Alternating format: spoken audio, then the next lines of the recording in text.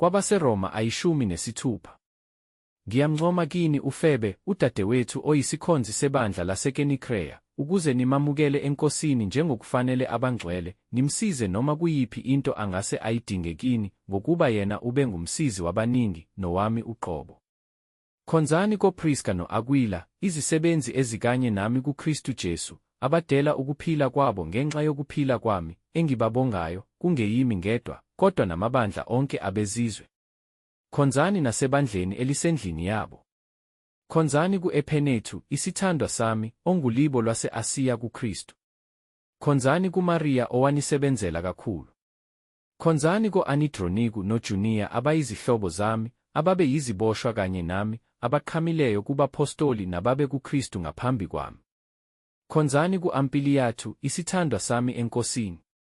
Khonzani ku-Urbano, isisebenzi kanye nathi kuKristu nakuStaku, isithandwa sami. Khonzani ku-Aphele, othembekileyo kuKristu. Khonzani kwabakwa-Aristobulo. Khonzani kuHerodiyone, isihlobo sami. Khonzani kwabakwaNakisu abaseNkosini.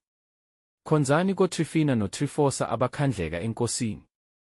Khonzani kuPhasisi othandekayo, owakhandleka kakhulu eNkosini.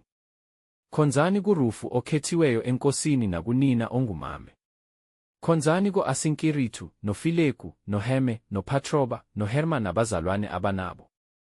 Khonzani koFilologu noJuliya, kuNerewu nodadewabo, naku-Olimpa nakwabangcwele bonke abanabo. Bingelelanani ngokwanga okungcwele.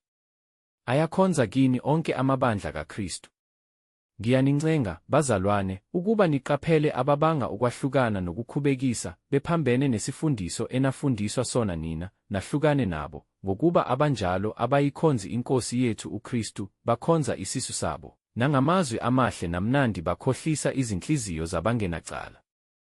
Ngokuba ukulalela kwenu kuzwakele kubo bonke, ngakho-ke ngiyathokoza ngani, kepha ngithanda ukuba nihlakaniphe kokuhle, nibe ngabangahlakaniphile kokubi. Kepha uNkulunkulu wokuthula uza kumchoboza masinyane uSathane phansi kwezinyawo zenu. Umusa weNkosi yethu uKristu mawube nani. Uyakhonza kini uTimothewu, isisebenzi kanye nami, noLukiyu, noJasoni, noSosiphatru, izihlobo zami. Mina Thathiyu engilobe le ncwadi ngiyakhonza kini eNkosini. Uyakhonza kini uGayu ongingenise kwakhe, mina nebandla lonke. Uyakhonza kini u-Erastu, umphathisikhwama womuzi, nokwathu umzalwane. Umusa weNkosi yethu uJesu Kristu mawube nani nonke. Amen.